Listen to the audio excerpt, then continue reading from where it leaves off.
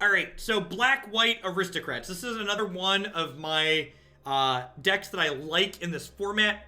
It's got both some aggressive draws on the back of Gutterbones and Tithe Taker and Reaper and Seraph for the scales a little bit, especially with the Ajani to pump things up. But it also has really grindy draws with the card advantage from this, what Priest of the Forgotten Gods can do with our recursive creatures and our tokens, as well as what Seraph of the Scales does. So this is a deck that I've been pleasantly surprised that can keep up against the aggressive decks in the format while not automatically get ground out by the Hydroid Crisis decks like Sultai.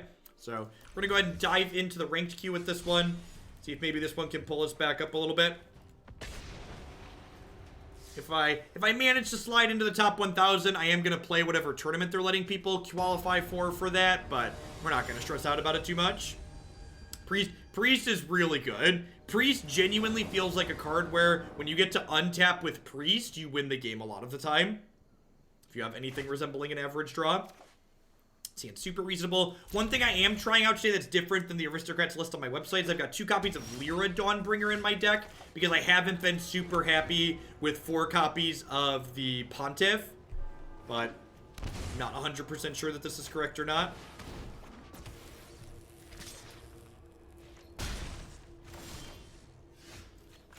I think I'm just going to go ahead and kill their things on curve here. I think there's a good chance that if I play creatures out here, my opponent's just going to kill them and keep attacking me. Phoenix gives this deck a hard time. Yeah, I believe that. Lyra is good against Phoenix. That's something worth noting if you think that's a problem you want to address. That is an excellent draw, because it means I can go Hunted Witness plus Priest of the Forgotten Gods here. And then if they don't kill this, we can activate it next turn. Yeah, I agree, Troll. I was super surprised with not only how quickly the 5th card issue was addressed, but also with the solution that they ended up using to address it. Land here is a perfect draw, because we get to go Priest into Tithe Taker and attack for 1.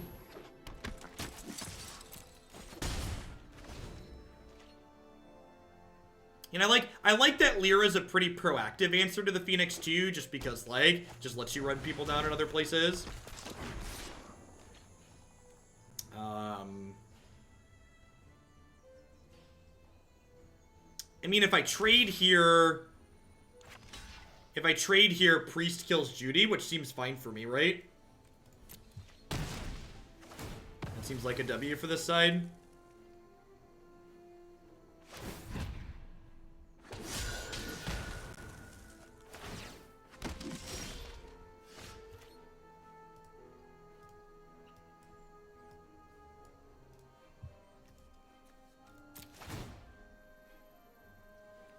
Actually, I don't have any haste creatures, so might as well attack with this.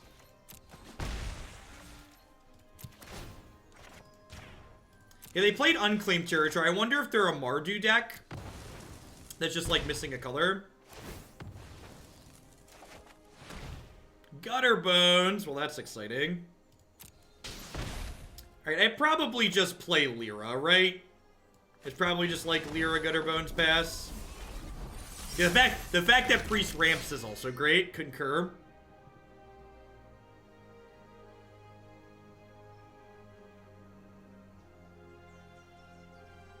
Aggro's gonna have a real hard time with that one. And then next turn, I can play Ajani, grab a 2-drop, down tick, and yeah, Ajani's gonna pick some friends back up.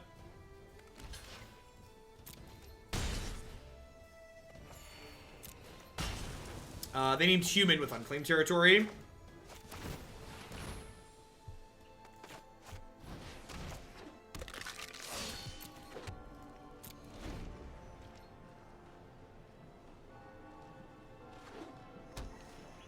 Oh, they're a Jund deck. Oh, interesting.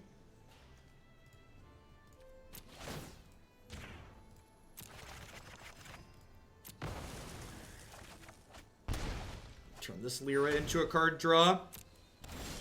I didn't pick Gutterbones back up there because I can't. It's not a legal play. For people wondering. Oh, is the audio distorting? I think we're at audio bug state.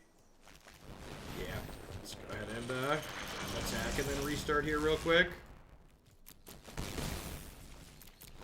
These people are great. Buy their stuff. These people also great. Buy their stuff. Back to your regularly scheduled Magic the Gathering. Quick question. No timeout, please. Can you get 10-second timeouts? They full duration. There's only... you can do short timeouts. It's more work for the mods, though.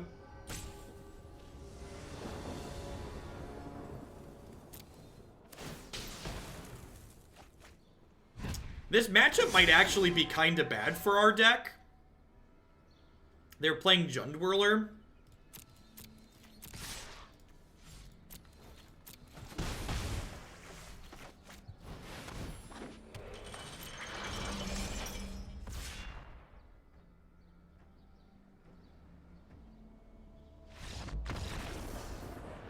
Is Ajani lethal there? Yeah, it was actually, right? Ajani plus...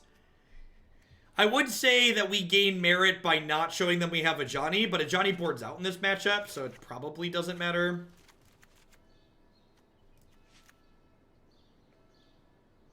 Oh, I want Tocatli on our guard, right? It, like, blocks okay, and it turns off to Whirly Boy. Who's real annoying? We have a big local tournament in about a week and a half. Do you have any recommendations for deck? Don't really want to play mono blue. Can't play Temur Domri. I really like both this deck I'm playing right now, as well as the Abzan Hero deck that we played earlier, if you're looking for something off the beaten path. Those would be my picks for things that I think are sweet in this format that are also reasonably powerful. You've got that Prime icon next to your name there, Forklift Professional. That gives you a free sub every single month to a channel of your choice here on Twitch.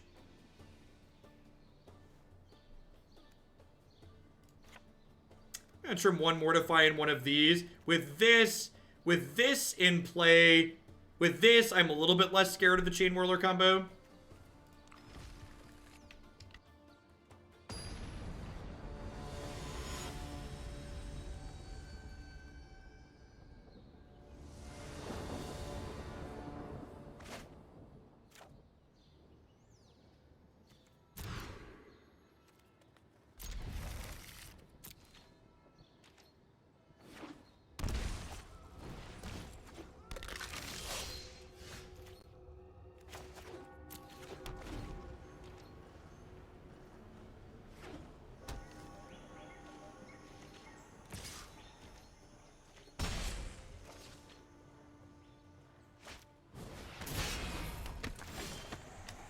Nice, Geoff. Congrats. Wow, that card's pretty reasonable. I remember looking at this card during spoiler season and thinking that could be okay, but we never actually tried it in anything.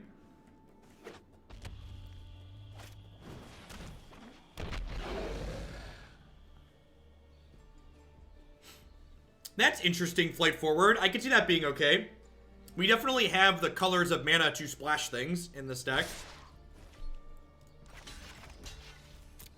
This is bad against Carnival Carnage. Medium against Shock as well, but I think this is a fine block. Oh, it's really bad against that. Right, this is a card that we knew was there. Wow, that only costs 1 to flip. Yikes. We might be dead here.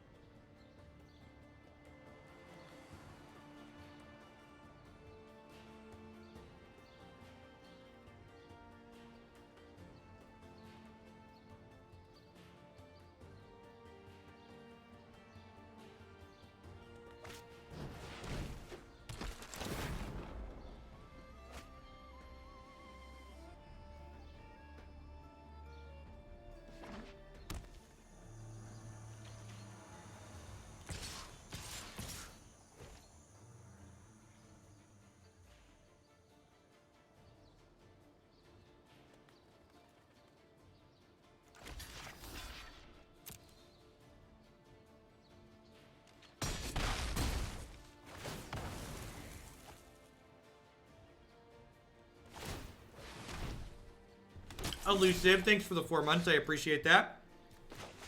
Welcome back. Thanks for keeping me around.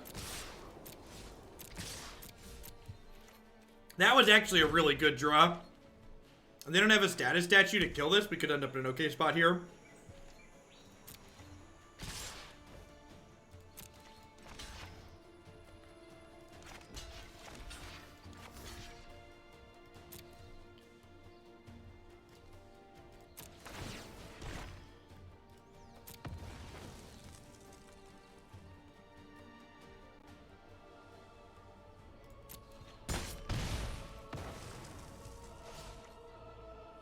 What are your leftovers? Rekindling Phoenix, sure. So, we're actually ahead at the moment, huh? Oh, they tapped wrong and couldn't play this as well. Even if they could, I think we'd still be okay here. Blocking the 2/2 is better. Why is blocking the 2/2 better? I don't want to lose my Pontiff.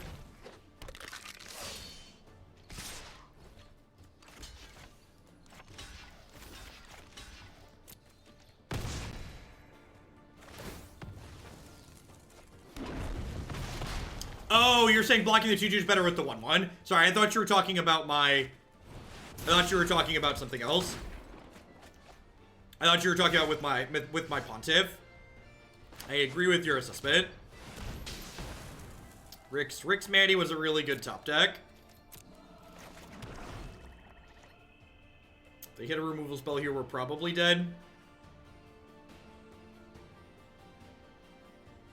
Lyra really showing she's worth her slot, though, that's for sure. Take a draw step here in a second, Lyra, before we concede. Alright. Get to tread water here a little bit.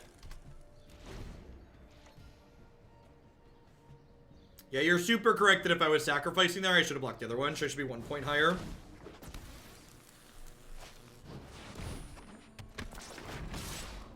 Yeah, I guess that's fair, Stapple. If we're expecting it to die, we should probably just attack with it. I don't think it ended up mattering, Sweetie running lands, but I think you're right. What makes Gutterbones better than reassembling Skeleton? So, the thing that you're doing with reassembling Skeleton is something that a lot of people do. It's very common, and that you are trying to make our best card better. So, reassembling Skeleton is better with Priest of the Forgotten Gods. But if Priest of the Forgotten Gods is active, it doesn't matter that we maximize that card because we're winning because Priest is the best card in our deck when it's active. So don't play cards that are mediocre to make your cards that are already good be better. I subscribe to 2 channels every month. Does it make any difference on your end if you prefer the Prime or normal subscription? It does not, Sags. So for all Twitch partners, Prime and a Tier 1 sub are identical.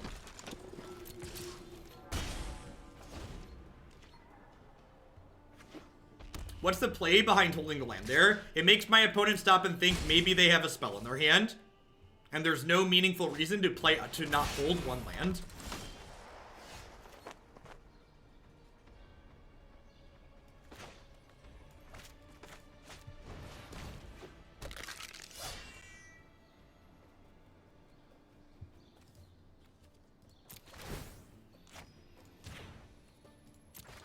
We've not seen Shane Whirler yet, no.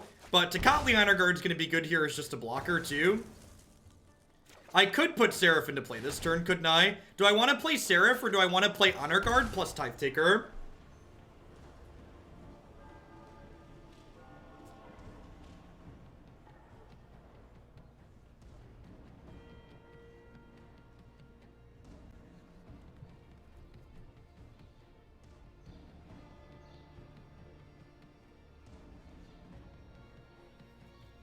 I think I like playing the Seraph, actually.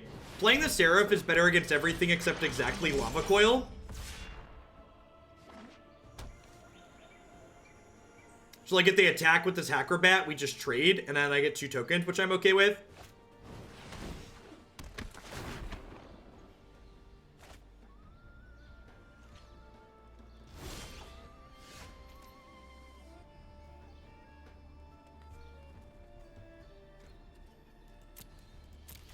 Get you later, Dark Forces.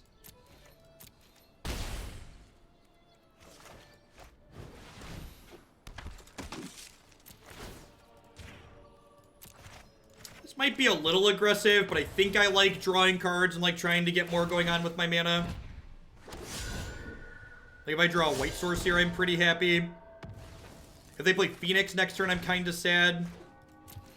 Perfect. So let's do this. And this. Do I want to do this, or do I want to play a second priest? I'm going to play a second priest, actually.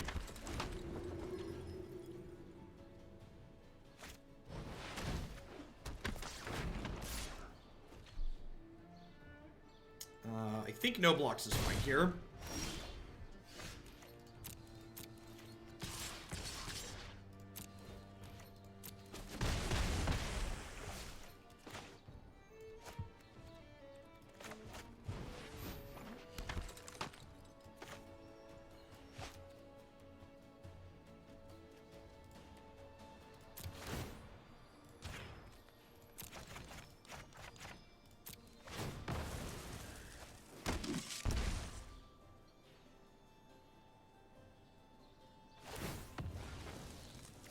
Wow, that seems loose. I feel like they should sack the Acrobat just because they see I have another one of these activations coming. Attila Khan, thank you for the 1 year of support. I appreciate that. Have a sword to go with your shield. Welcome. Thanks for keeping me around. Just packing it in. Pack it up, pack it in. Let me begin. How are we doing, folks? Welcome, welcome, welcome. Good morning, good afternoon, good night to everybody, wherever you're out in the world. Thanks for dropping by here today. My name is Jeff Hoagland. I'm a full-time streamer and content producer here on Twitch. If you're someone who enjoys standard best-of-3 constructed in Magic, this is definitely the channel for you. We play a ton of different decks here. Usually we change decks every 60 to 90 minutes to get a lot of variety in your day. As always, I'd like to give a shout out to all my wonderful subs out there. I wouldn't be here day in and day out without their wonderful support, so thanks to all of them for keeping me employed here. I'd also like to mention a couple of my sponsors really quick. Quip provides wonderful, affordable, quality electric toothbrushes. If you head on over to bit.ly/HugoQuip, you get your first refill kit of an extra brush head, toothpaste, and battery with them for free. And if you sign in using your Twitch account at that link, you'll get to bump a deck in my deck queue by 25 points. So thank you for checking out the sponsor. BCW Supplies are the only ones I trust to protect my paper Magic the Gathering cards. Using code Jeff10 at bcwsupplies.com, you can save 10% on sleeves, binders, deck box, and all sorts of other fantastic gaming accessories with them.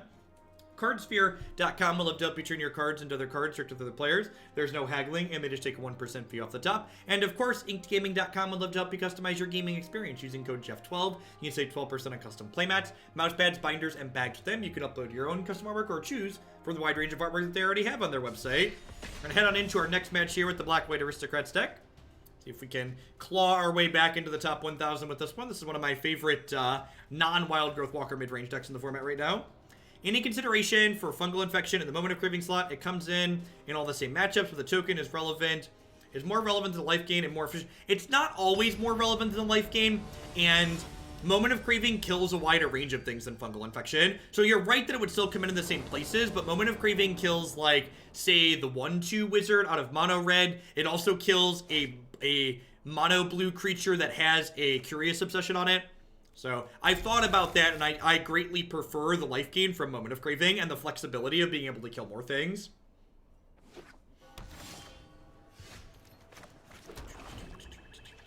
Though I do think this deck has a pretty good mono blue matchup in general between Tithe Taker and Priest of the Forgotten Gods. Right on time, one drop. Tithe Taker is so good in this matchup because, like this, where they're on the play here, they can't kill him after I play him, because his effect's in play, and then on turn 3, they can't have Absorb Up.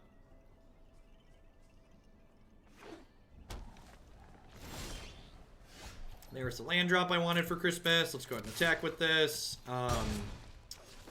So now the question becomes, do I want to play out Gutterbones plus Pontiff? That's bad against Kaya's Wrath, so I'm going to go ahead and play Midnight Reaper here, I think. Because now if they Kaya's Wrath me, I draw 2 cards and leave a Spirit Token behind. And then we likely get to untap and play Seraph of the Scales. Vraska's Contempt. Yep. So we'd love to draw a land here so we can put Seraph into play. Priest of the Forgotten Gods. Yeah, that's fine. Not amazing, but fine. We're in a spot where we can't really afford to be Kaya's Wrath because we missed this land drop, though. Which sucks.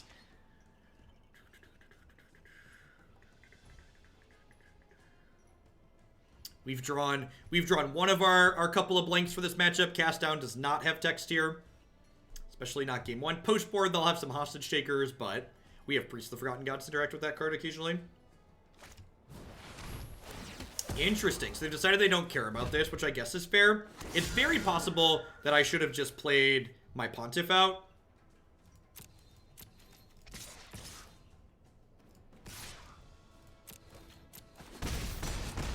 Maybe I'm just supposed to leave this up in the event of a removal spell.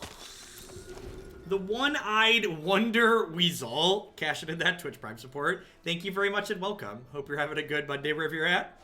Oh, Twitch usernames.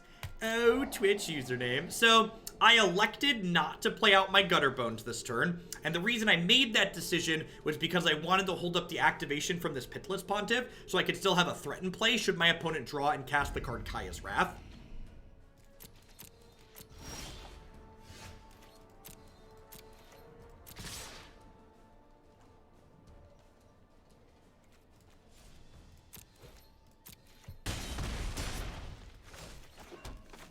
Do this and do this.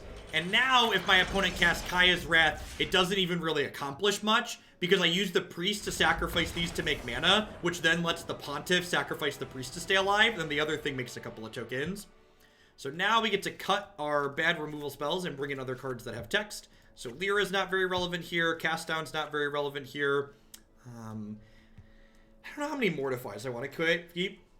Quick feedback on the new sub-only rule. Even though I'm not a sub, I think the overall quality of your content has increased dramatically. You're more relaxed and can focus in the chat more and have actual conversations of the gameplay. Well, thank you for the feedback and for the biddies, Hot Pigs. I hope you're having a good Monday. I agree. I think my content is better overall with the chat and sub-only mode. I end up cutting 2 priests in this matchup since I felt like it mattered less than the other 2 drops. Yeah, I'm definitely inclined to agree with that. Murderous Moppet, thanks for the Prime support. I appreciate it.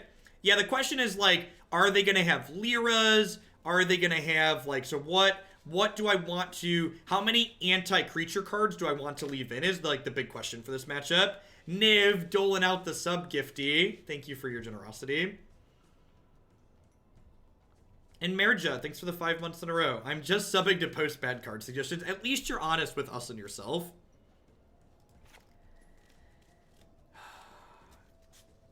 Yeah, that's true. That's true. I don't mind cutting Hunted, but it says kind of mediocre, and they probably are bringing in Cry, right? I'm gonna do that actually, and leave 3 Mortify in my deck. I think killing opposing Lyras and Hostage Takers are both really important.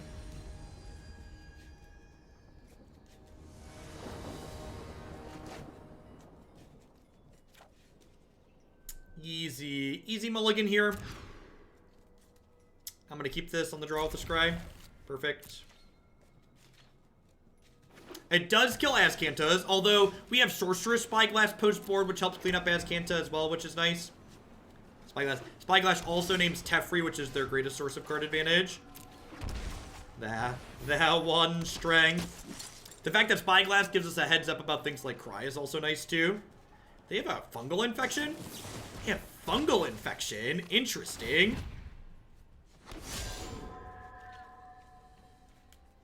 I sub for Kid Hoglins. Well, God bless Artilicon, because Kid Hoglins are expensive.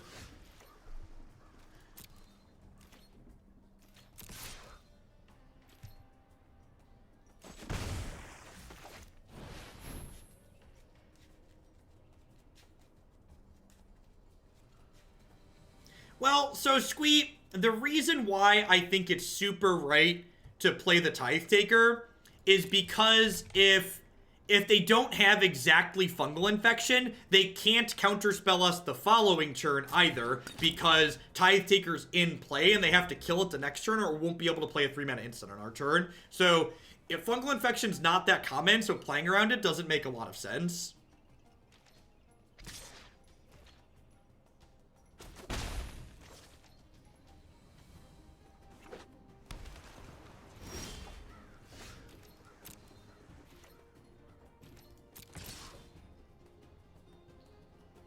Are you spending a removal spell on this? Sure.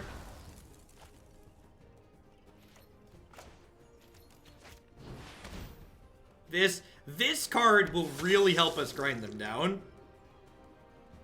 If they don't have Hostage Taker in their deck right now, they can't interact with this, although it's pretty likely they do have Hostage Taker. If I manage to draw more land, the question I need to ask myself is how do I want to prioritize these threats? Like, which of these are more important, basically?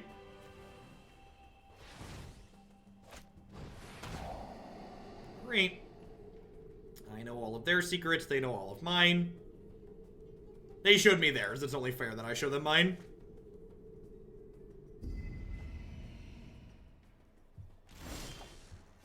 Left a card on top. Opponents correctly identified that they're the beatdown.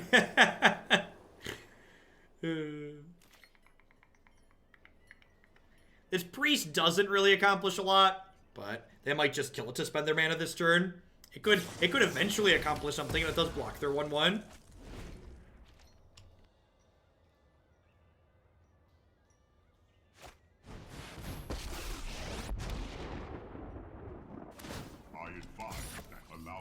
Wow, what a tilt.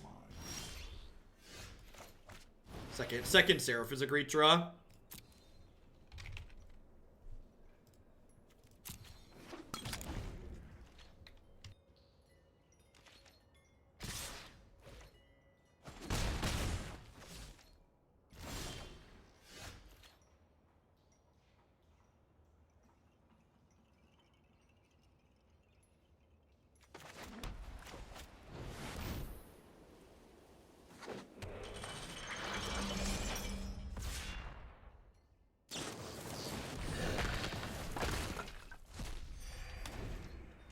So we knew Vraska's Contempt was coming. We don't have any discard spells in sight, so we just gotta kind of power through it. So we play the first one, so we can then jam the, yep, alright, well.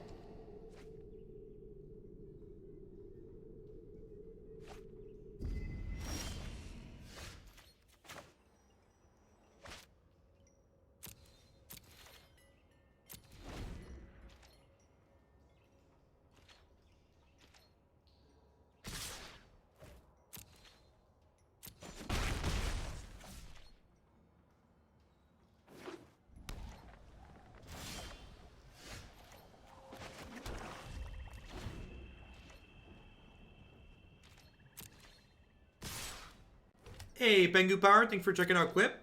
Hope you enjoy your brush.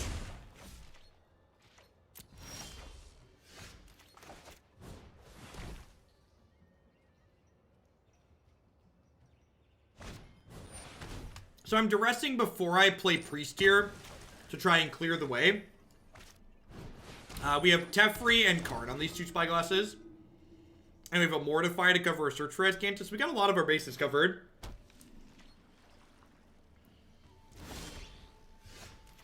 Again, going to hold on to this Duress until I have something that I want to resolve.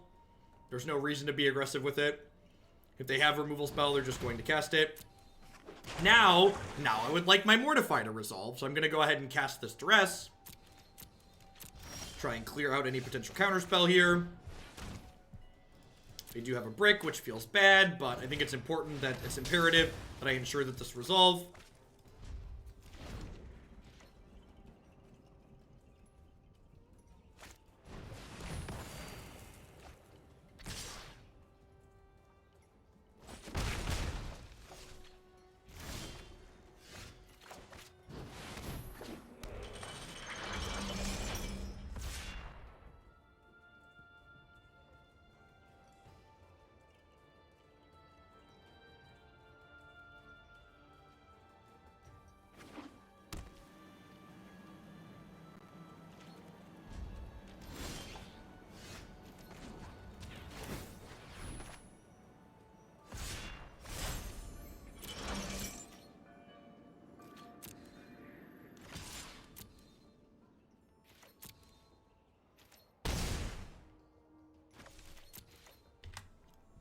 Hey, Nernio, thanks for the Prime support. Hope you're having a good Monday.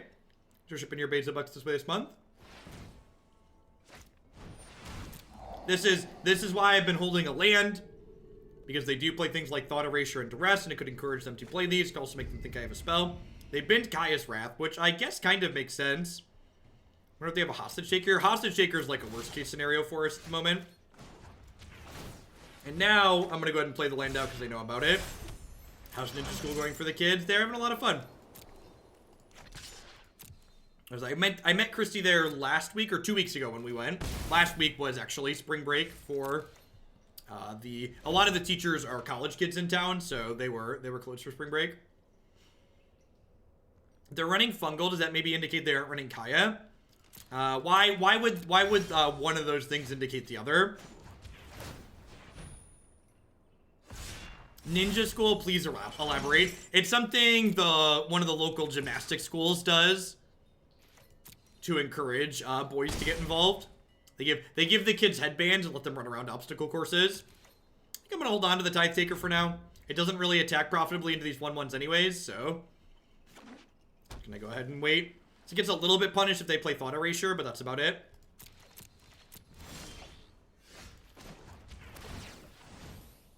It is really solid marketing. I agree.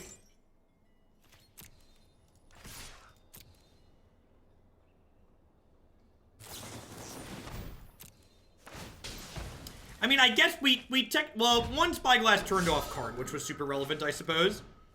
But we don't actually know if the other one's done work yet. Getting to take Cry out of their hand there's a big win, especially with the other Seraph coming down.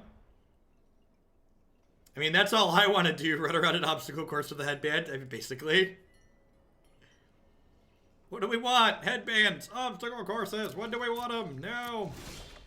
I really do. Someone mentioned they feel the Esper matchup is hard with this deck, and I agree with you to a degree, but it's definitely very winnable.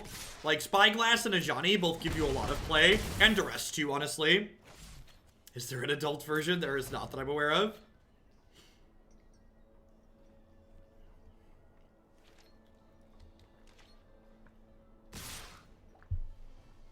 Yeah, game one we're definitely behind. So I think the fact that we stole game one here, which puts us a pretty big leg up overall. It's gonna be a Kaya's Wrath.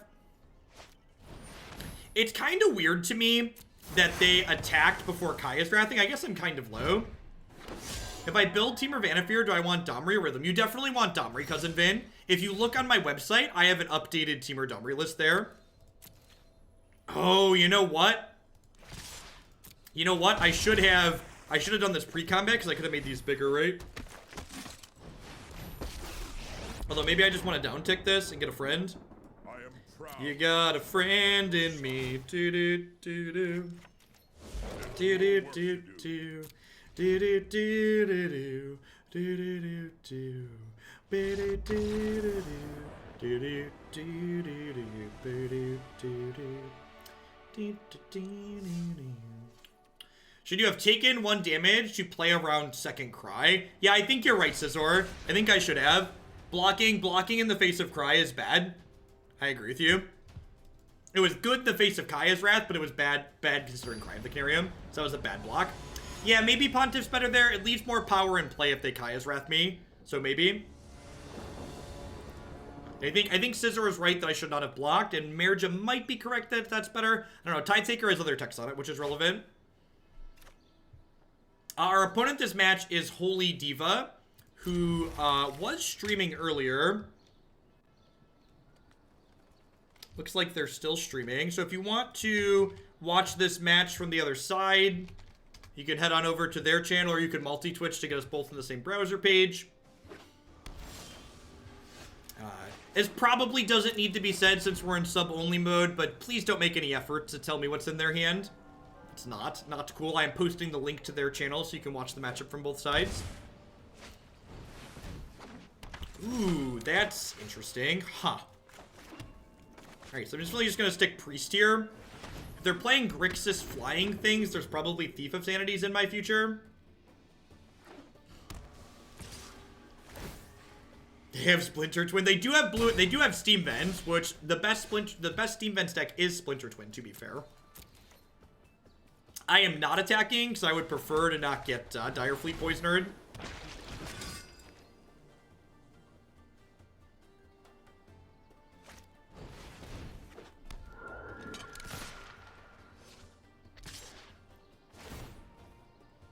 I have a really important question for everybody.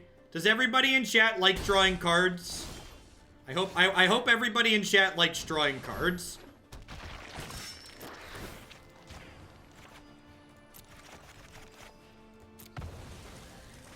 Triggers.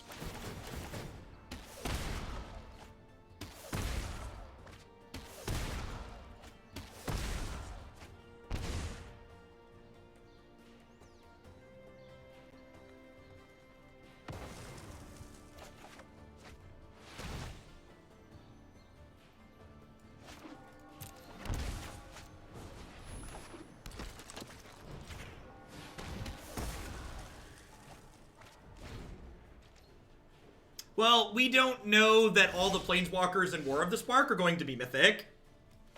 Is one really big thing I'd probably like to point out. What are the odds they have counterspells in their deck? Probably non-zero. Just resolved, huh? They've missed their land drop here, so I assume... I wonder if they go up the curve. Are they like a Nicol Bolas deck? I think we're pretty solidly ahead at this point here. My big question is, like, how aggressive are they? It's like, do I want these Midnight Reapers post-board?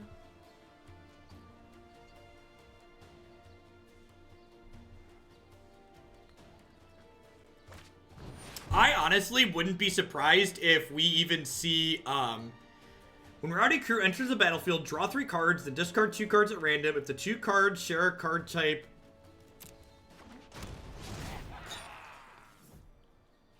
That animation is great.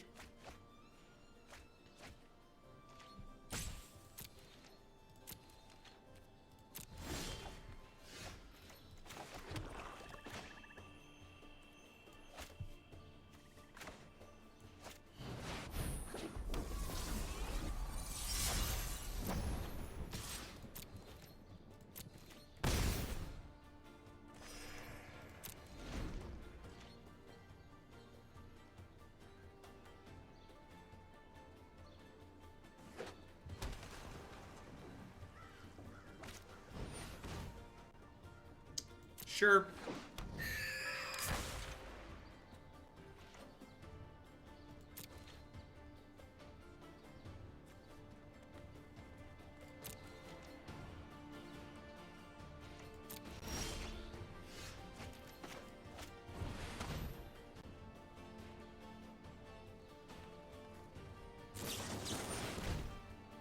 Dreamcaller Siren. Tap up to 2 target non-land permanents.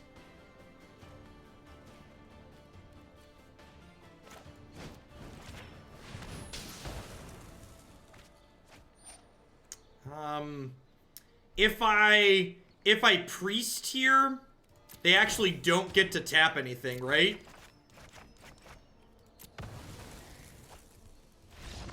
Yeah, because then they don't get to tap it, and then I get to cast down this and crack them with Lyra. I think they're an aggro deck. I think they're an aggro deck. I'm gonna cut 2 Midnight Reaper and bring in some more removal. Or some Midnight Reaper are probably fine. Midnight Reaper is probably better than like Ajani because they have a bunch of flying creatures. Let's give this a go. I could maybe see Duress being good. Yeah, there's some kind of Grixis Pirates deck with Rowdy Crew. Yeah, Tithe Taker's very good. Tithe Taker's just good in a lot of different spots in the format. It's probably my favorite white 2-drop, honestly.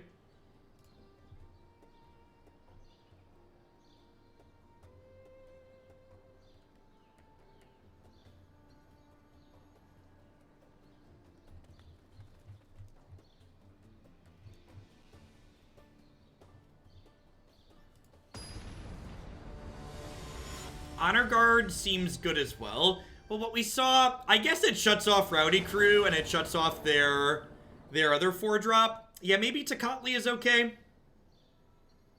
Maybe. I'm not 100% sure what they're doing exactly. How'd Jund Friends go? It was okay. I think the build was a little bit clunkier than some of the other builds we played previously of Jund Friends, though. This hand's, like, really good if we draw an untapped land on one.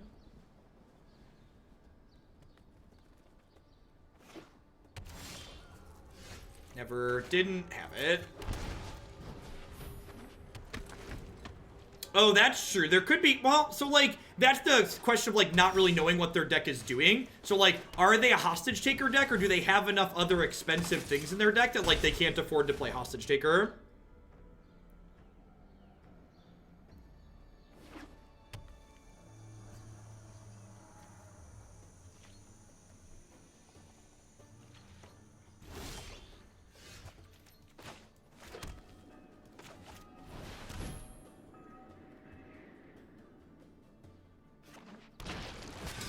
I'm gonna attack with Tithe Taker.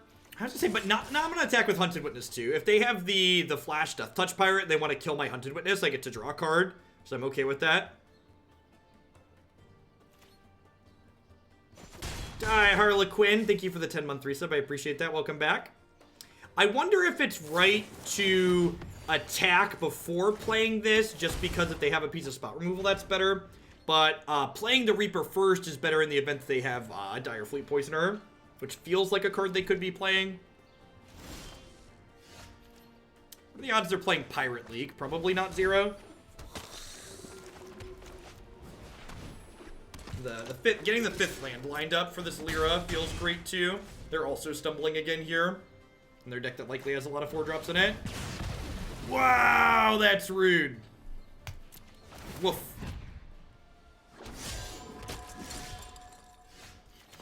None of my creatures are pirates, chat. We need more pirates. All right, Fiery Cannonade. Card that should have been on my radar but wasn't, obviously. If they have a removal spell for Lyra, we're going to be in a lot of trouble here. If they don't have a removal spell for Lyra, we're going to run them out of the game very quickly. Hey, Danon, thanks for the 5 months. I appreciate that. Welcome back. Thanks for keeping me around. I am not going to burn this cast out on the Warkite Marauder because I think it's important that I save the removal spell in the event that they play a Hostage Taker.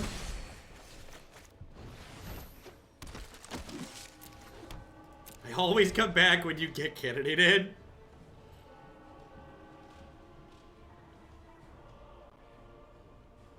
Hey, Wolfie, I see my Marty midrange is likely to be up first tomorrow. Anyway, to get it held back, a few decks that doesn't play till I get home about GMP. Unfortunately, it's just really hard for me to rearrange things like that, Wolfie, just because if I do it for one, I kind of have to do it for everyone. Oh, crap. We even talked about playing around Cannonade too, huh? Wow, this is a really good line. I could have played around that.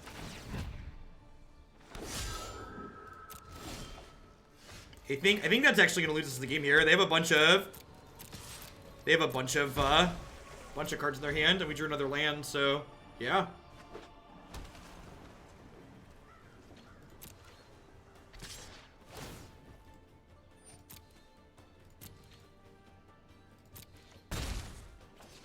I think the fact that they're on a bunch of Cannonades means that I want Ajani in my deck. I said I wasn't sure if I wanted Ajani.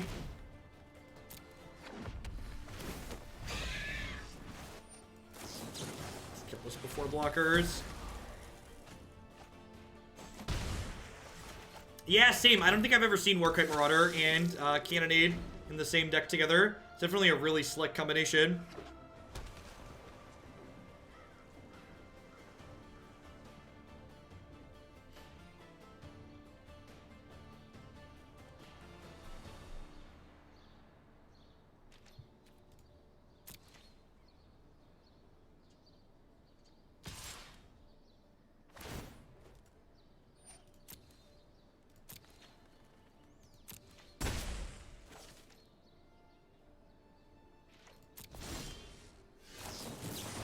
Yep.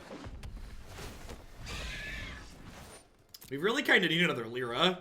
Or a Seraph or something like that. Well, I guess Seraph's not even that good in the face of this, right? I think we're done here. Yeah, failing to cast this down definitely cost us that. Like, there's a chance they have other removal in their hand, so like maybe it didn't matter, but definitely did not play around things that I could have there. Ajani seems good. Honestly, is this a matchup where I trim Priest of the Forgotten Gods? I wonder if this is a matchup where I'm supposed to trim Priest. Just because it's hard to go super wide with, in the face of Cannonade. Is Honor Guard good enough? I guess Honor Guard doesn't die to their... Honor Guard not dying to their Cannonade's a big deal. I don't hate that.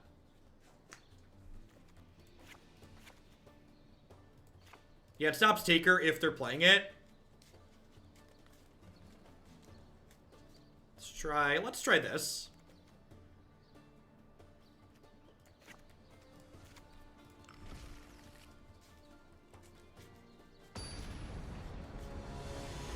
Again, like, that's one of the advantages you get from playing decks that are off the beaten path like our opponent's playing. We're not 100% certain, like, what we're supposed to be playing around. Like, there's a good chance that, like, if these deck lists were heads up, like, I was looking at their deck list and they were looking at mine, how we're boarding is very different.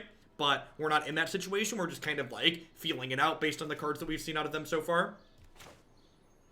Alright, if this hand draws lands 3-4 on time, we're going to be in a very good spot. A really, really strong start here on the play. Old Gutterbones reminding us why he's much better than Reassembling Skeleton. Does Warkite stop Honor Guard post-combat? It does, actually. Which is relevant. I think the thing that pushes Honor Guard over the top in my mind is the fact that it doesn't die to their sweeper. The fact that it is that third point of toughness, I think, is a big deal. Are Mortify and Cast Down the same card in this matchup, only Mortify costs more mana? I'm trying to think, do we think there's any... Are there any legendary... Like, maybe they could have Admiral Beckett Brass? That'd be a lot of 4-mana things.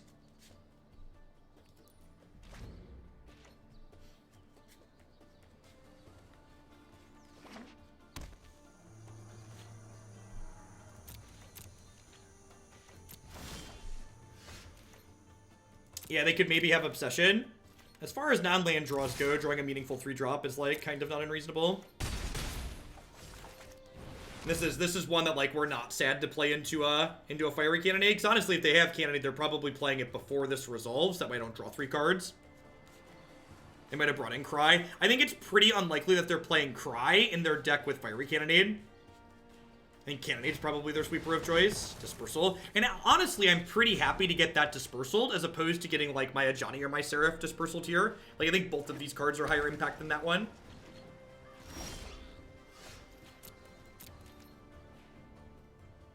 Another removal spell is a little clunky here.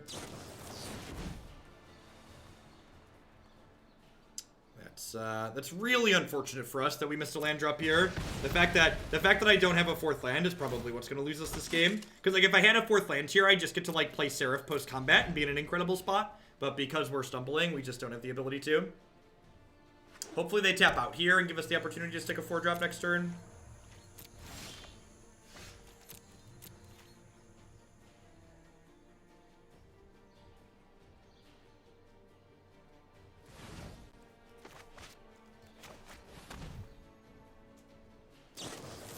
Maybe they're going to flood a little bit, and that could keep us in this game. Because our hand's definitely very good if we get a 4th land to unlock it. And we have, like, answers to their next couple of threats. Because, like, they're not really a control deck, right? Like, we haven't seen any card advantage out of them. Their only real way to generate card advantage is, like, through a card like Fiery Cannonade.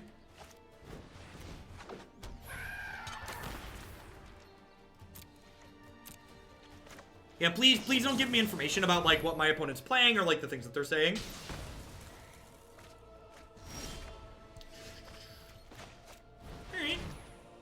Like, not terrible, all things considered. The fact that this leaves behind a token is a big deal, because if I can just hit them once, I get to pick Gutterbones back up. Which, again, all of their 1-for-1 spot removal here is less good against us because we have these things that generate card advantage. Howdy, Nerd Girl. Good evening. That's a pretty good draw. And the way they tapped, they don't have a counterspell up this turn.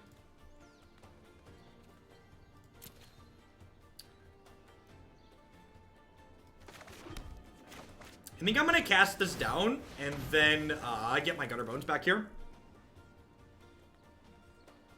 I suppose this invites them to play a removal spell on my Tithe Taker, but I think that's another win for me.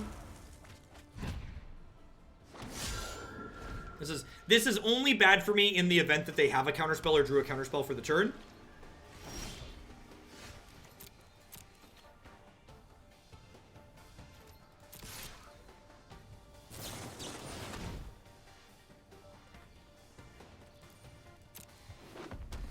So before blockers here, you'll notice I clicked this here to put a stop before they were able to declare that as a blocker. That's important because if they would have gotten to block, I would have killed their thing saving my thing, but then I wouldn't have dealt the damage to be able to return Gutterbones to my hand. Yeah, so it looks like we were screwed earlier in terms of mana, but this looks like it's going to be a pretty classic example of screw beating Flood. Because once you unscrew, you then have a bunch of spells in your hand to play Magic with. Whereas when you're flooded, you can't, like, unflood, really. Alright. Alright.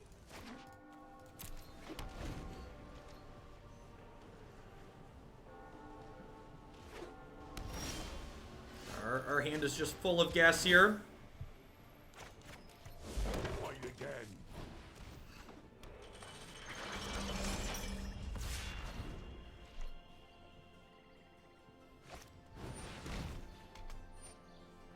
Like Ajani's gonna carry this one home.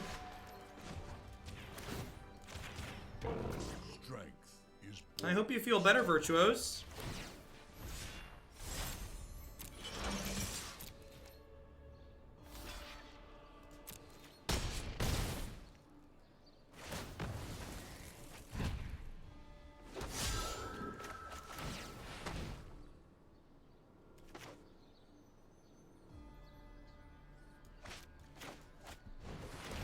Hostage takers, they're out here.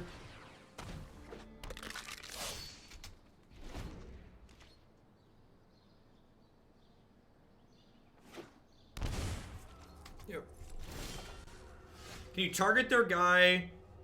Oh, I could have targeted their guy to kill it with Ajani, couldn't I?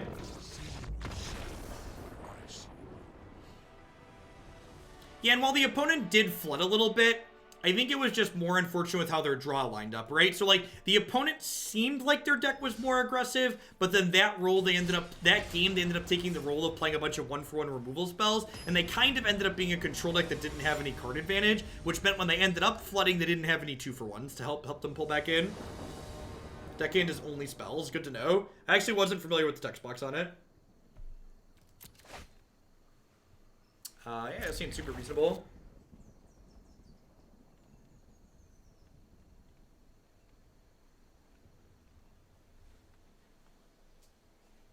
And again, the previous opponent was another person that streams, Holy Diva. So if you want to check out what they're doing, they're live now too. Multitwitch.tv is a great site to watch multiple streamers at the same time. If you want to poke in and see what they're doing while not leaving here.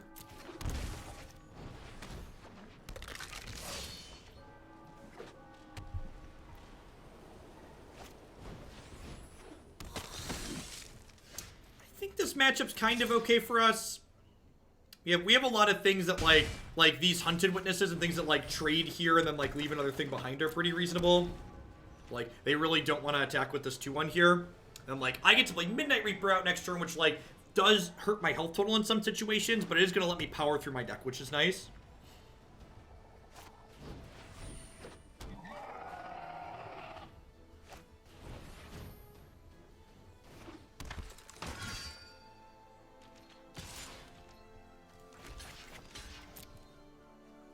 So, they could have sacrificed the bodyguard to protect that, but I'm still trading for a 2-1, which seems like a win for me. I feel like they should have sacrificed the Dauntless Bodyguard, because now this is just a 2-1 with no upside, whereas this can get ascend later. Also, taking a creature off their table here is good for me, because it allows me to keep them down their total number of permanents towards the City's Blessing. Hey, Sicko, thanks for the 2-month resub. I appreciate that. Welcome back. Thanks for keeping me around. Link talking about the Challenger decks. I believe they post that kind of information on dailymtg.com. I personally have not looked at them yet, though. They were posted while we were live, and I'm going to be Gonna be going for another, I don't know, 3, 4, 5 hours, so. That's true. That is actually relevant. Bodyguard gets the bonus from history. We have a big fat elephant here. It's a little annoying.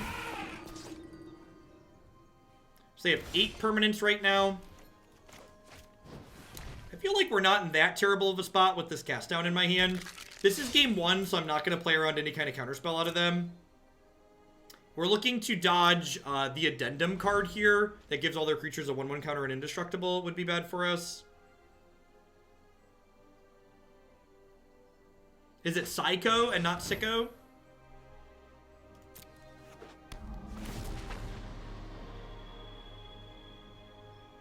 Are they taking my Gutterbones or my Midnight Reaper? They're trying to take my Gutterbones, huh? Oh, Midnight Reaper, sure. So, if they tried to take my Gutterbones there, I would kill it in response. That way this wouldn't come back into play tapped.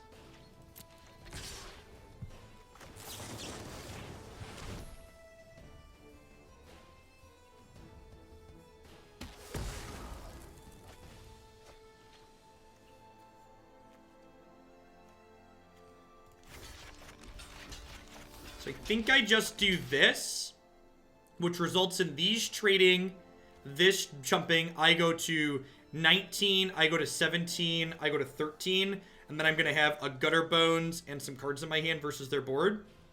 That seems pretty reasonable for me. And most importantly, their board gets smaller, which keeps the Snubhorn Sentry being further from having the City's Blessing.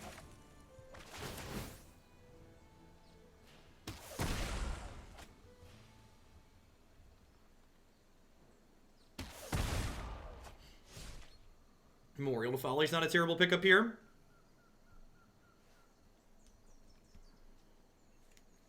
So I think I go Swamp Seraph of the Scales this turn.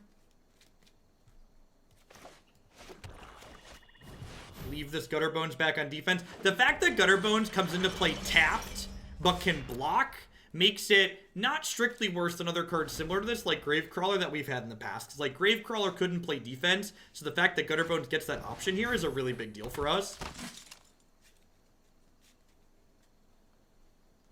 Seraph of the Scales is going to punch the clock and go to work here. This is a card that gets to play offense and defense simultaneously, which is very, very potent in a situation like this. I'm going to go ahead and Mortify this Venerated Loxodon now because they have Tithe Taker. We'll put this into play tapped. So we're pretty firmly pulling ahead here at this point.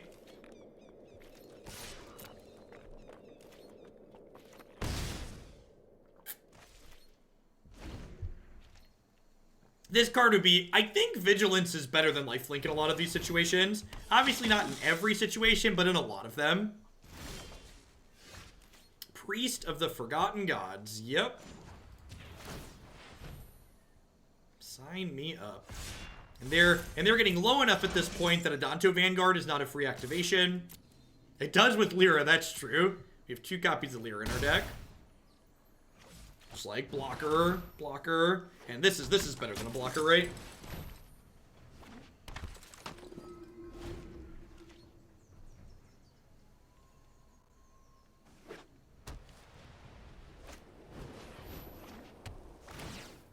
So, like, they can get, like, super aggressive here and flip their Legion's Landing, I guess.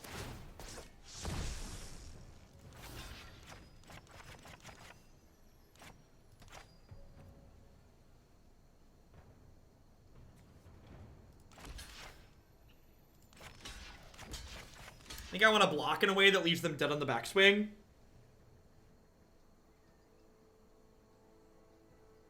This isn't quite dead on their backswing, but it's close.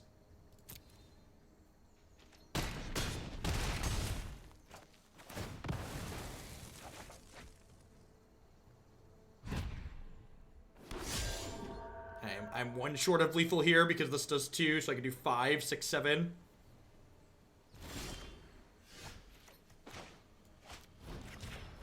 Kill your 5/5.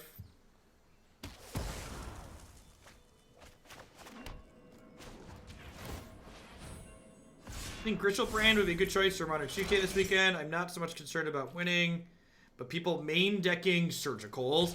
Yeah, that deck's definitely not great against a bunch of main deck Surgicals. You know, I should probably hit them for 1 here, huh? If they make a lifelinker and then like untap and draw. Oh, I should have done this. They're gonna activate the thing to give me a chance. I should have played this too. Nah, I'm not gonna playing it as whatever because I need to pay a mana to activate this.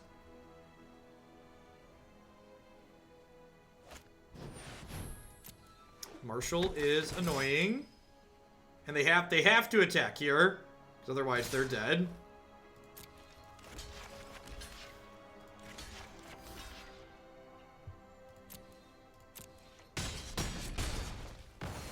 Priest is not free to activate. There's a Tithe Taker in play.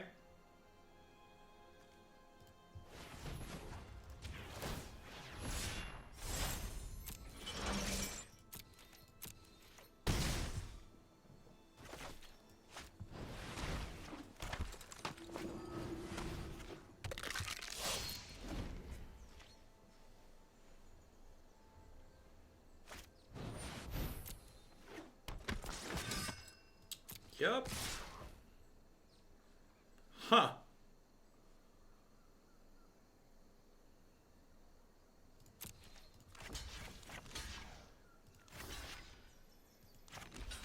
Oh, we're good, right? I sacrifice this so they don't get lifelink. They go to 2, I get 2 tokens. Yeah, this is fine.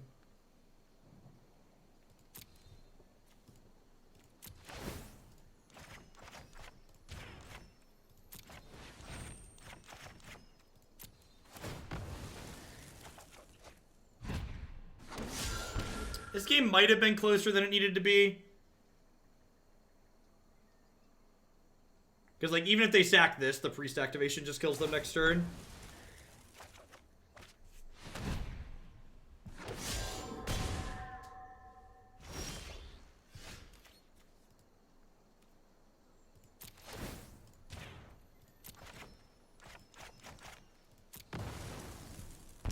I mean, I'm sure that's something terrible that we could play in a deck that's already bad, Matt. It's probably not. It's probably just going to lose a bunch in Modern, though. Modern's a really fast, brutal format. Sweet, fun decks like that are kind of embarrassing in my experience these days.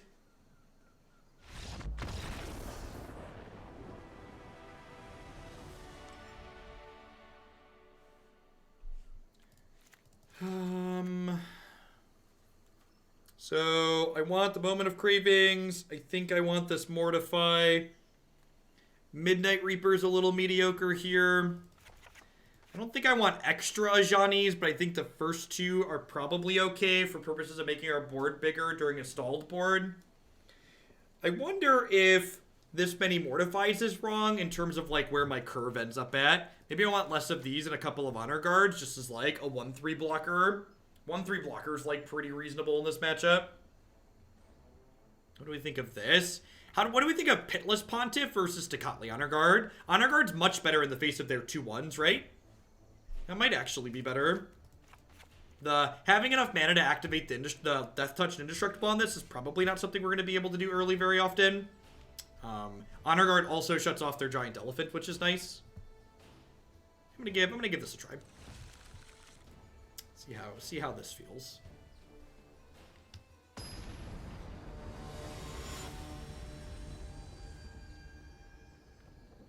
That's a good point too. It costs 2 when Tithe Taker's out, which is a very real increase.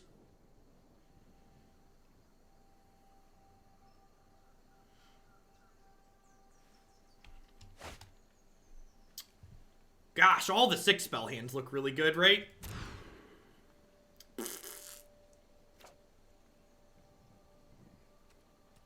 No, I don't think the economy is the way it is because it's in beta. I think the economy is the way it is because it's awesome. I think the economy is one of the worst things about Magic Online. I think having a buy, sell, trade economy is one of the many reasons that Artifact failed.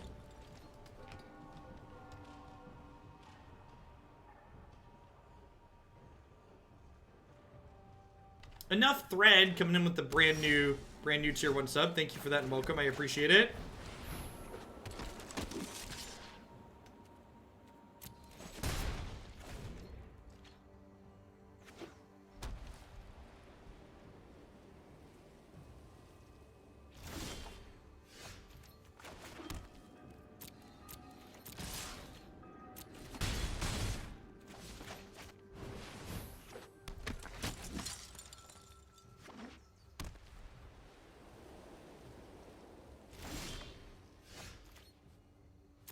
I mean, there's some people who enjoy playing the finance game. It's just like a different format, basically, right? There are some people who genuinely enjoy buying, selling, and trading and tracking finance things. And if you're one of those people, that's awesome. More power to you. I am very much not one of those people, though. I find finance very tedious. I wonder if they just, like, have a bunch of Deputy of Detentions in their hand. It feels like that's gotta be the case, right?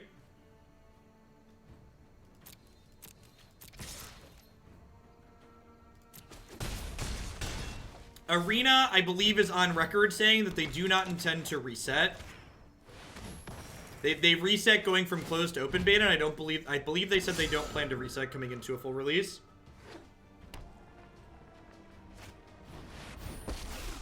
Karn? Did they board into a control deck?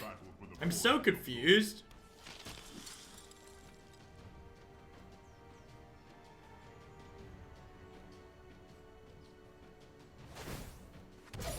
Evil cannot withstand a righteous army. Oh.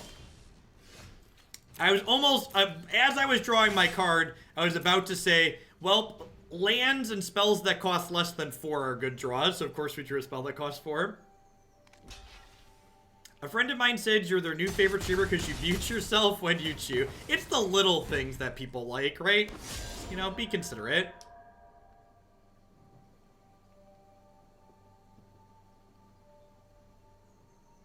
They're not resetting anything. The person that just suggested that is ill-informed. Wow, that's good. Woof.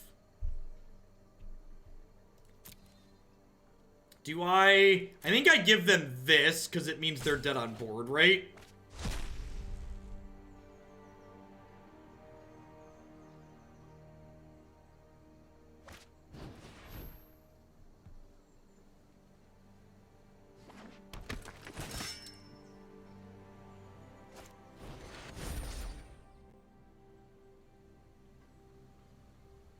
Of course, I eats. Well, their things had vigilance, and they elected not to attack anyways. So I could swing with everything here. I think I attack with the Tithe Taker just because it trades and turns into another flyer. And then next turn, if I rip a land... Oh, this is just lethal next turn, right? So they need a removal spell. I think it's still right to attack here, though. It gives me 2 1/1s that Ajani can put counters on should they answer Priest of the Forgotten Gods. Anyone who's surprised that Arena's still in beta probably doesn't pay attention to software releases from other applications. It's a very common tactic to leave your application in beta or pre-release, even after you're taking lots of money for people to play it. So that way you're able to write off issues or lack of features as, hey, we told you it's a pre-release. You go do a Google search of how long Gmail stayed in beta and other things like that. There's a very important reason for that. Yeah, the way I describe Arena is that they're definitely leaving the beta tag on because it's feature incomplete more than it's unstable. Yeah, that's the whole thing, Suskine, right? Like, I genuinely don't know if, like, someone at Wizards would be upset that I'm pointing out that that's why they're likely leaving the beta tag on, or if it's, like, it's kosher for me to say that because everybody does it. So at the end of the day, I'm glad I just don't care what they think. I'm glad what they think doesn't have a direct impact on what we do here. Thanks to all of y'all. Alright, we've got them dead 2 different ways. Priest kills them and then Ajani kills them.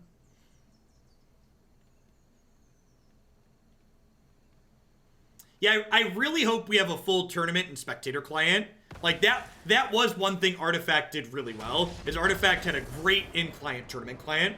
Sponsored by you. Yeah, sponsored by you is much more friendly than not sponsored.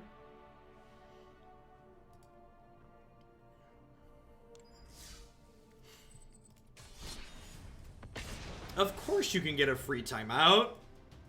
Look at that. Back into the top 1,000. Johnny Pot Pie, thanks for the tier 1 sub. I appreciate that. Welcome. Happy Monday. Hope you had a great weekend. Thanks for dropping in today.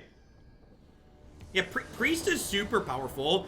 We've talked about this before when we played this deck, but it's very rare in my experience playing Magic for a 2-mana creature, especially in Standard, to feel like you need to answer this, you're going to lose the game on the second turn. And Priest feels like that in a lot of matches, which is really impressive. Sojourner, thanks for the Prime. Thanks for shipping your Bezo Bucks this way this month. Red Bull, Neo Bars, and viewers like you. Gotta stay charged up. By leading on the plains here as opposed to the Godless Shrine, my opponent might think for a split second that we're on white aggro. Priest, probably less than good against an opposing Gutterbones. We'll see, though. Just hit Plat for the first time. Thanks for the great content. Thanks for the 2 months. Congrats on hitting Plat. You got plenty of time to... Still got 2 weeks to carve into Mythic or Diamond. Keep it up. Yeah, I think one of the things I misevaluated early in this format was thinking that there were more decks with more critical masses of interaction than I originally thought. Cards like Priest and Detainment, Deputy of Detainment, or whatever that Deputy of Detention, those are cards that I didn't think that they were bad so much as I thought they would just die on the spot more often than they ultimately end up doing. Because, like, obviously both of those cards are good if you get to untap with them. The problem is that a lot of the time you just don't get to untap with them. In a lot of formats. Nice, Stannon. Rekindling Phoenix is really brutal here. This card is kind of difficult for us to cut through. And also, it's also very good against our Priest of the Forgotten Gods. It's possible that maybe I want some Consumes or some Kayas in our 75 because of that. Because Rekindling Phoenix is so exceptionally annoying. If they have another Phoenix here, we're probably just dead. Yeah, that's really unfortunate for us. I mean, I guess I just smash here, right?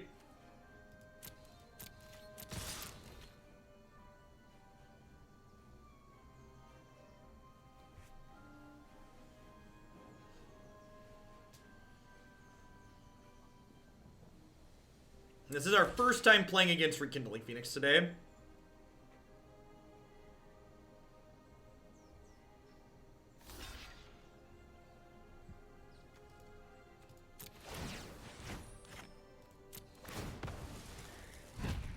Pre-guilds, decks packed a lot more mid-range before, bought more spot rule before value bid race took over. Yeah, that's fair.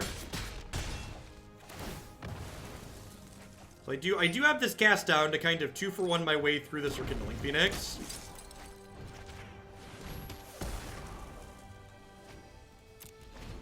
Depends on what their leftovers are here. If they're a Goblin Chain Whirler deck, I'm gonna be in a lot of trouble. Growth Chamber Guardian, sure.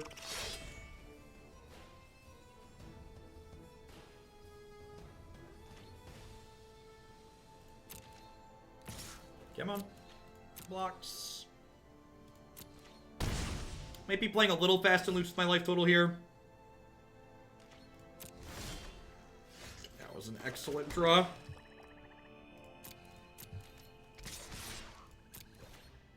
They can't... Oh! Oh, I should have attacked with Tithe Taker. They can't activate this.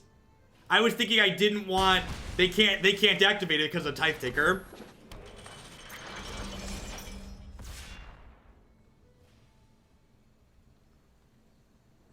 That's everybody. As someone who's forgotten this card myself, it's very easy to forget if you're not used to playing against it. And that's a big deal there for sure. I assume we're gonna see them fart this plus and I missed 2 points of damage too, so like they made a mistake and then I made a mistake back.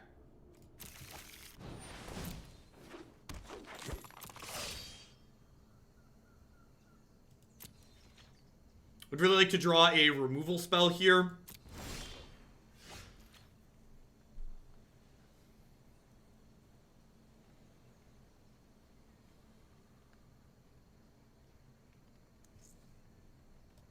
This might be dangerous to play out.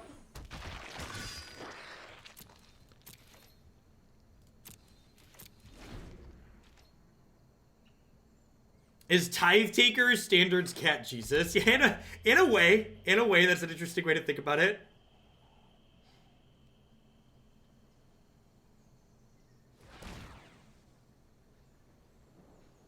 I think if they just pass here, I'm going to sack the Tithe Taker to get a 1/1 and draw a card. Cat Jesus is the card Leonin Arbiter in Modern. It's a card that just, like, has this activated ability that, like, gets people.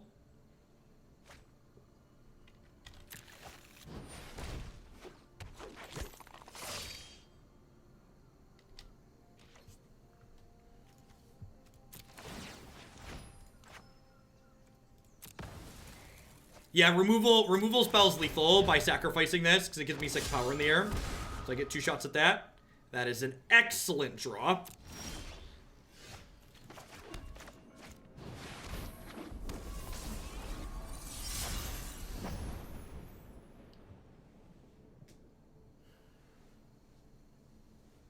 Do I give this Vigilance and attack with these and these tokens? I think I do to play around Collision Colossus, right?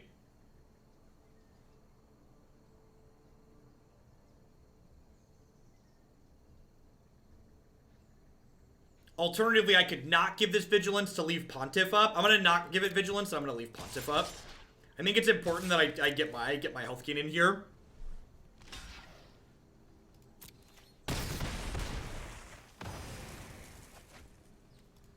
It also lets me draw another card, which is nice.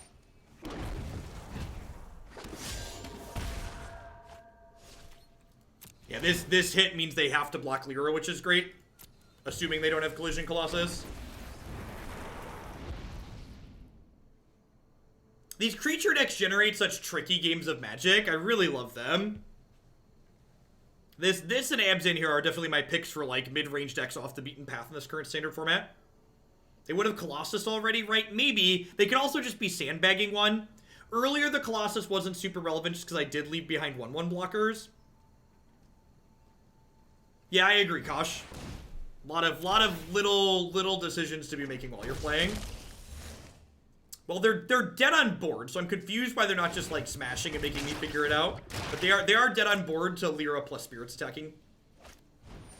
Alright, so they're dead. Got it.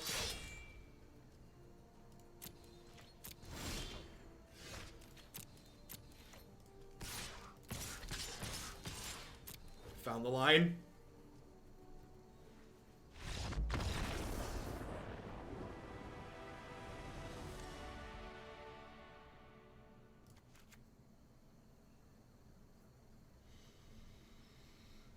Huh. I think I want to trim a couple of Midnight Reapers here. Just because, while seeing one Midnight Reaper is fine, seeing too many is definitely bad. Do I want Moment of Craving in this matchup? Or do I want, like, a third Ajani? I feel like I wouldn't mind a couple pieces of spot removal. Honor Guard does not impact Riot. Riot is a replacement effect as the creature enters the battlefield. I feel like I want 2 of these and maybe cut a 1-drop here. Gutterbones is a little mediocre. I might put in the third Ajani on the play, but 3 on the draw is probably too many. It might also be that, like, in the face of Phoenix, I don't want Ajani in general. I could see that being the case as well. This hand is sweet. Ajani's nice because he helps Priest stay in play.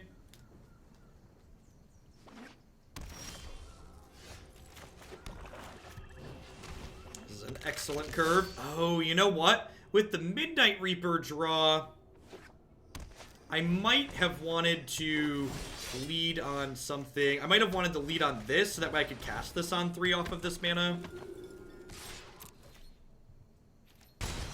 They're pretty unlikely to take that trade.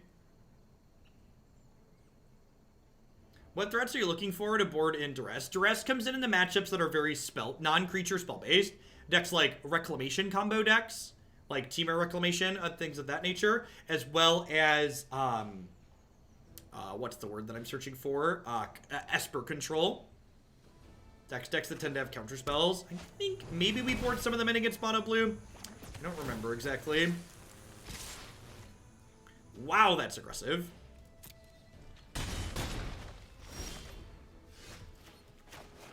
Yeah, I saw that earlier, Arweets, and that's just like a force of habit that's gonna be hard for me to break. So I will try to say the names of cards more specifically, but it's definitely something that's not gonna happen instantaneously.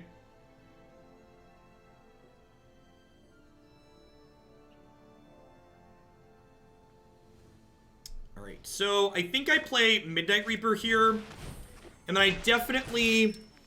So the problem here was they have Growl Spellbreaker in play, which means that they're going to have Hexproof on their next turn, so I can't use Priest on them next turn.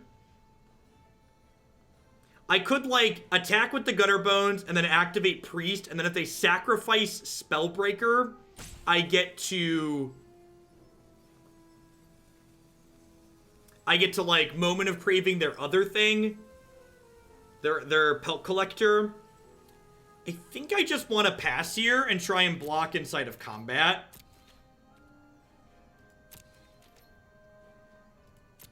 So, I guess I could have... Yeah, maybe that was better. So the line's been suggested I could have Hunted Witness, Moment Craving the Pelt Collector, and then made them Priest the Growl Spellbreaker. Yeah, maybe that's a better line. I definitely wasn't thinking about that. I wanted more value. I wanted to draw cards with the Midnight Reaper, but maybe we're in a spot where that value doesn't matter and just staying alive is the peak priority. Yeah, they mean prior to playing Reaper, which maybe that's right.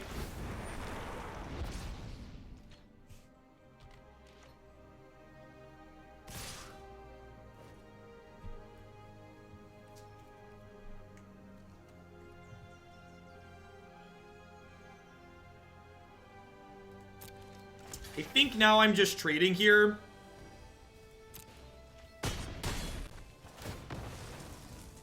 Yeah, the Midnight Reaper didn't end up doing much here, so I didn't really leave myself in a very good spot. All right, so now I'm gonna Hunted Witness, and then I'm going to go land, Mortify the spell. Okay, so now I'm gonna Mortify the Spellbreaker, and then the Priest will sack the Rekindling Phoenix, and then we'll Moment of Craving the Egg with what's left over, with the mana from the Priest.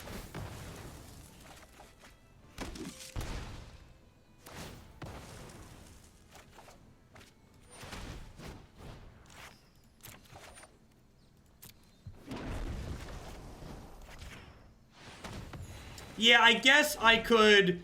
Well, no, I don't strictly miss an attack, because if I Mortify the Phoenix and then attack, they might sacrifice the egg and leave their 3/3 in play, which is bad for me. I think Burgle was correct that I should have played the Hunted Witness and done Priest things the previous turn, but things did end up working out okay for us there, all things considered. They are a Chain Whirler deck, got it.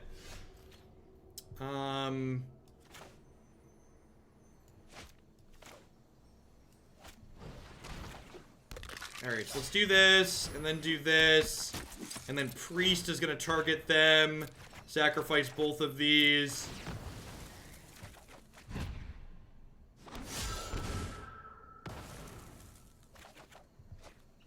If we would have drawn a land there, we would have been able to turn on or cast the Seraph, which is unfortunate. So I need to do this and pay for this. In a match I don't care about at some point, I should probably figure out if turning off auto tap or enabling full control lets me click on the colors. I'm not sure which of those two things does that. Move a Harpooner, sure.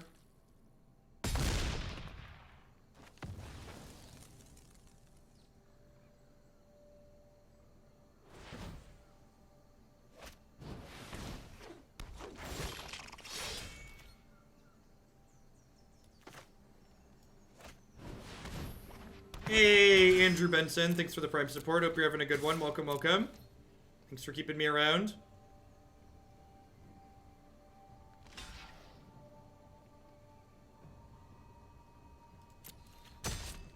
Full control lets you choose mana you spend from your pool. Good to know.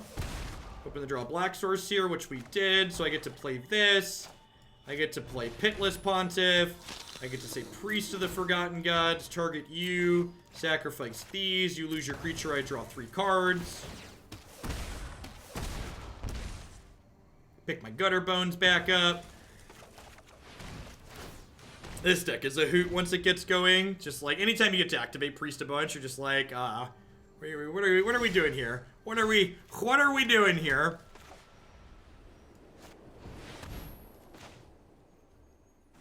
Hey, Did a Bird, thanks for the 10 months. I appreciate that. Welcome back. Thanks for keeping me employed here. Yeah, opponent not seeing removal here was definitely their downfall. Priest just got on the board and then like ran away with the game very quickly.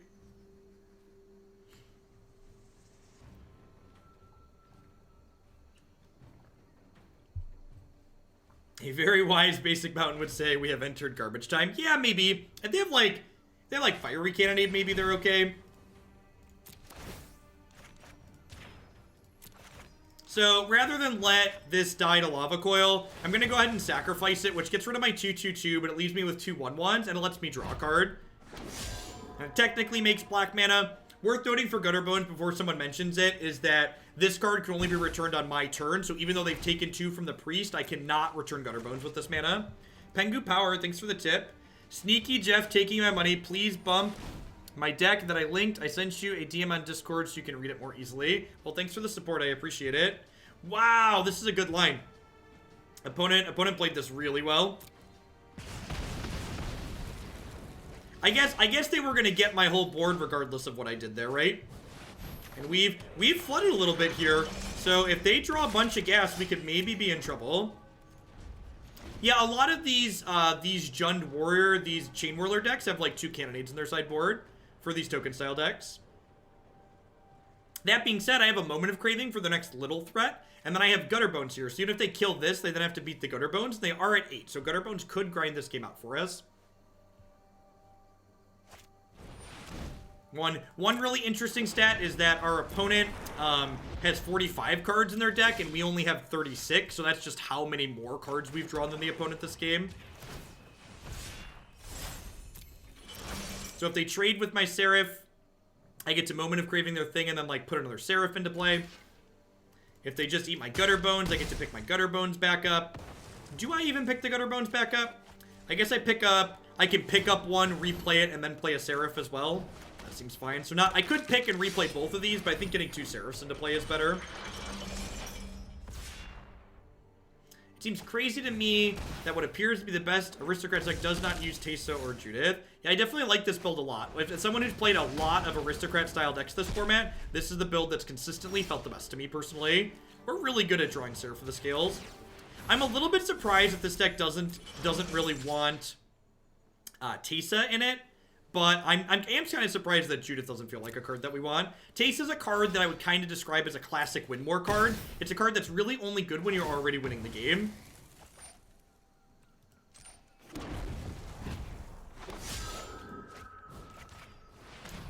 For some eggs, I get to play this land, I get to pick this up. Oh, I didn't deal damage to them. Fair. Can't pick that up. I do get to play Seraph here.